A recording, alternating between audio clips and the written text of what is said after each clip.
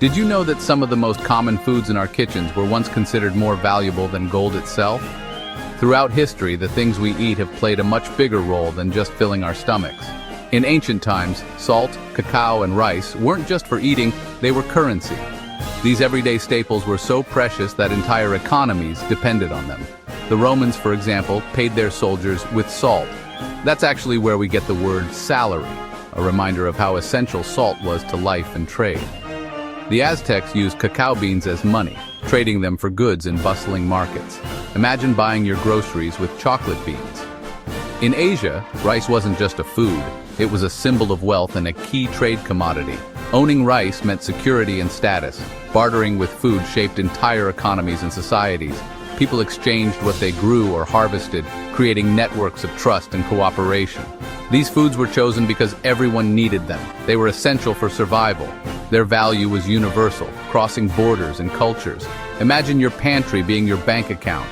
The more you had stored, the wealthier and more secure your family was. Before coins and paper money, food was a trusted way to trade. It was practical, valuable, and everyone understood its worth.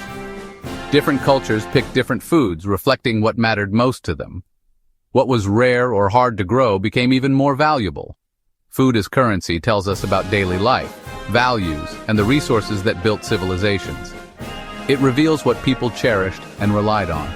Today, we tap cards or swipe phones, but for centuries, tangible goods like salt, rice, and cacao were the backbone of trade and prosperity. Food items could be counted, divided, and stored. Perfect qualities for money. They could be saved for hard times or shared in celebration. Their value was real and immediate, making them stable for trade. People trusted food because it was essential and always in demand. The stories of salt, cacao, and rice are more than history. They're windows into how people built empires, shaped societies, and survived through the ages. Understanding this helps us see the deep connection between food, culture, and economic power. Our meals are part of a much bigger story. Value isn't fixed. It changes with time and place. What was once priceless can become ordinary, and vice versa. The food on our tables has a rich history, linking us to the roots of trade and civilization. Every bite connects us to people from the past. What we eat today once shaped the world's wealth and power. Next time you reach for salt, rice, or chocolate, remember, you're holding a piece of history. Salt was the lifeblood of ancient Rome, far more than a seasoning. It was a substance so vital that it shaped the destiny of an entire civilization, touching every aspect of Roman life from the grandest palaces to the humblest homes. Before refrigeration, salt preserved food, feeding armies and cities through harsh winters and long campaigns. Without salt, food would spoil quickly, making it impossible to store supplies for the legions or for the bustling city of Rome itself. Control over salt meant control over people and power. Whoever held the salt supply could influence the fate of entire regions, and the Roman authorities knew this well. The Romans built roads like the Via Salaria just to transport salt. These routes became the arteries of the empire, carrying not just salt but also culture, commerce, and ideas across vast distances. Salt production was a state monopoly, tightly regulated for price and supply. The government oversaw every stage, ensuring that this precious resource remained under strict control. This mineral powered the Roman economy and filled government coffers. Taxes and revenues from salt helped fund public works, the military, and the expansion of the empire. For everyday Romans, salt was a daily necessity, used in cooking, medicine, and rituals. It seasoned their bread, healed their wounds, and played a role in sacred ceremonies. Its universal need made it a perfect currency, easily traded for goods and services. Salt was so valuable that it sometimes served as payment for soldiers, giving rise to the word salary. People exchanged pottery, tools, and textiles for blocks of salt. In markets across the empire, salt was a common medium of exchange, connecting distant communities. Salt's value rivaled precious metals, earning it the nickname white gold.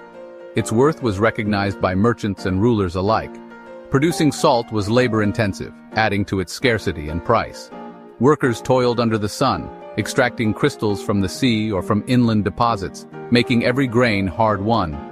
In some regions, salt was literally traded for gold, ounce for ounce. This exchange highlights just how essential salt was to survival and prosperity. Its story shows that necessity, not just rarity, defines value. Salt's importance was measured not by how rare it was, but by how deeply it was woven into daily life. Salt's influence shaped empires, economies, and daily life. Its trade routes connected distant lands, and its presence was felt in every corner of the Roman world. The Roman obsession with salt left a legacy that still flavors our language and culture. Words like salad, salary, and salvation all trace their roots to salt. Sometimes the simplest things hold the greatest power, reminding us that even the most ordinary substances can shape the course of history. The link between salt and payment lives on in our language, echoing through centuries of history and daily life. The word salary actually comes from the Latin salarium, a term for the money given to Roman soldiers so they could buy salt, a crucial commodity at the time.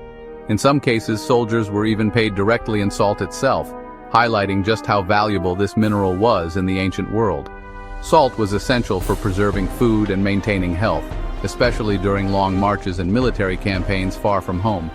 Ensuring every soldier had enough salt was key to keeping the Roman army strong, healthy, and ready for battle at all times.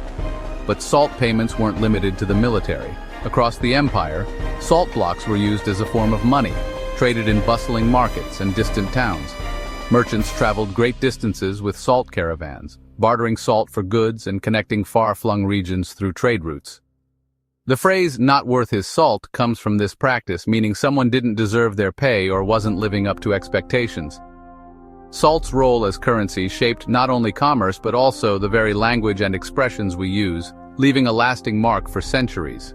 Salt was portable, durable, and universally valued, much like the coins and currency we rely on today for trade and payment. This simple mineral became a true measure of a person's worth, influencing how people were paid and valued in society. The story of salt and salary is a powerful reminder of how economic history shapes our world, influencing everything from language to the rise and fall of empires. Sometimes, the most basic needs, like salt, become the foundation of entire civilizations, leaving a legacy that endures to this day. For the Aztecs, cacao beans were more than food. They were sacred money. Myth said the god Quetzalcoatl gifted cacao to humans, making it holy. Cacao was used in rituals and reserved for the elite, symbolizing wealth and status. The beans only grew in certain regions, so the Aztecs acquired them through trade or tribute. This rarity made cacao a luxury and a powerful currency. Cacao beans were small, uniform, and easy to count, perfect for everyday transactions. Markets ran on cacao, with set prices for goods. A turkey might cost 100 beans, a tomato just one. The system was organized and trusted, balancing cacao's use as both food and money. Even after the Spanish conquest, cacao remained a local currency for years. The Aztec cacao economy was sophisticated, blending practicality with deep cultural meaning. Cacao's story shows how value can be both practical and spiritual. Sometimes money really does grow on trees. Aztec markets, or Chianquistli, thrived on cacao beans as currency. Markets were organized, with vendors trading everything from produce to precious feathers, all priced in cacao. Cacao was the common language of value, trusted by all. Detailed price lists show how precise this system was. A canoe cost thousands of beans, a rabbit 30. The system supported both small purchases and major deals. Counterfeiting was a problem. Officials checked beans to keep the market honest. Cacao fueled trade networks and drove Aztec expansion, as they sought control over cacao-producing regions. Tribute from conquered peoples was often paid in cacao. Wealth and power were measured in stores of beans. The humble cacao bean was money, power, and the engine of an empire. Currency, even in ancient times, was about trust and control. In Asia, especially Japan and China, rice was more than food. It was the foundation of society and wealth. Rice cultivation required teamwork, shaping villages and social structures. Its abundance or scarcity meant prosperity or famine. In feudal Japan, wealth was measured in koku, enough rice to feed one person for a year. A lord's power depended on how much rice his land produced. Samurai were paid in rice, not coins, using it to support their families and trade for goods. Rice flowed from farms to cities, fueling a vibrant economy. Tax was collected in rice, stored in massive warehouses as a lord's treasury. The system linked agriculture directly to state power. A good harvest meant stability, a bad one, unrest. Rice shaped the social hierarchy and political landscape for centuries. The grain was currency, status, and survival all in one. Rice's legacy endures as a symbol of life and power. Using rice as currency created a unique economy in Asia. Its value changed with harvests. Plenty meant lower value, scarcity meant higher. Merchants and lords managed rice stores carefully, saving in good years for bad. This led to financial innovations like Japan's Dojima Rice Exchange, the world's first futures market. Rice tickets allowed people to trade future harvests, a precursor to modern commodity markets. But rice was bulky and hard to transport, requiring big warehouses and new infrastructure. Rivers and coastal routes became vital for moving rice. As trade grew, coins eventually replaced rice for convenience. Still, rice's economic legacy shaped culture and commerce. Societies adapted their money to fit their needs and resources. The story of rice as currency shows how necessity drives innovation. Food as currency was the backbone of early economies. Bartering salt, cacao, and rice built trust and allowed communities to thrive. These goods shaped social structures. Salt empowered rulers, cacao reinforced Aztec elites, and rice defined Asian hierarchies. Each food currency reflected what a society valued most. Trade routes for these foods became arteries of commerce and culture. Early markets developed principles like supply, demand, and even futures trading. These systems weren't primitive, they were ingenious solutions to real needs. The roots of our global economy are found in the foods that once filled ancient pantries. The history of food as currency reveals the creativity of ancient societies.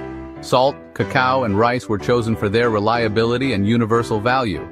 Each tells a story about what mattered most: survival, power, or spiritual meaning.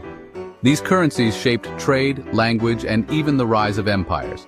They remind us that money is a social agreement, always evolving.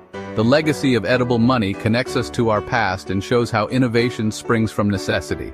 Sometimes the world's greatest treasures are right on our tables.